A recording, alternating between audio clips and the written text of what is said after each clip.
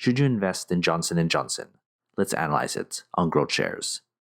I'm going to look at 6 metrics that will give me a better understanding of what kind of company I'm looking at.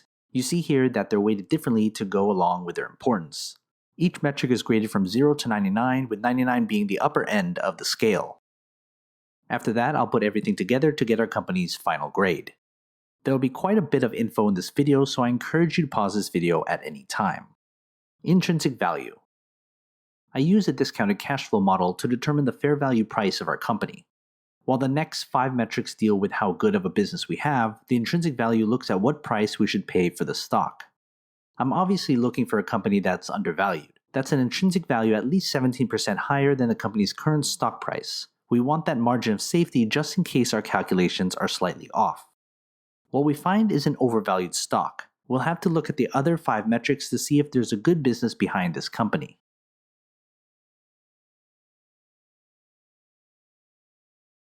Earnings growth.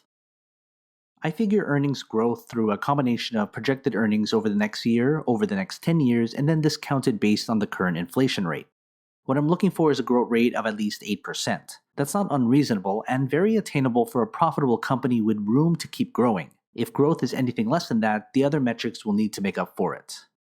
I have a growth rate that's average, and that's typical with stable companies out of their growth stage. It isn't bad, it's just average.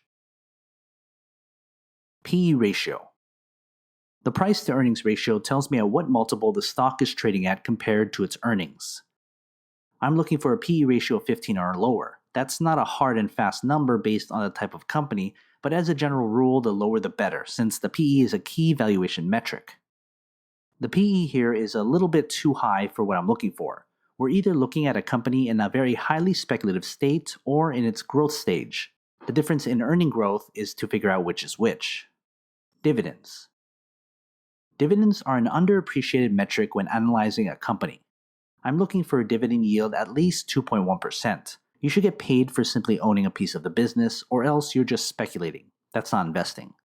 The dividend here is promising and it fits my 2.1% minimum. But a high dividend isn't always great, so be cautious. Some companies may entice you with a high dividend to distract you from any deficiencies they may have. Return on equity. Return on equity is profit generated with the money shareholders have invested. I'm looking for an ROE of at least 11.75%. That means a company's putting our hard-earned investment dollars to good use. We see a good ROE meeting at least our minimum. We can attribute that to a high-margin business, but also good governance. Free cash flow. This is what's left after a company pays its day-to-day operating expenses. We always want a positive free cash flow. I'm looking for a free cash flow of at least $17.75 billion. That's money that can be used to grow our business's market dominance through research and development and acquisitions. We have a seemingly average free cash flow. That's not bad, but it does tell me that the company doesn't nearly have enough cash to have a dominant position in its industry.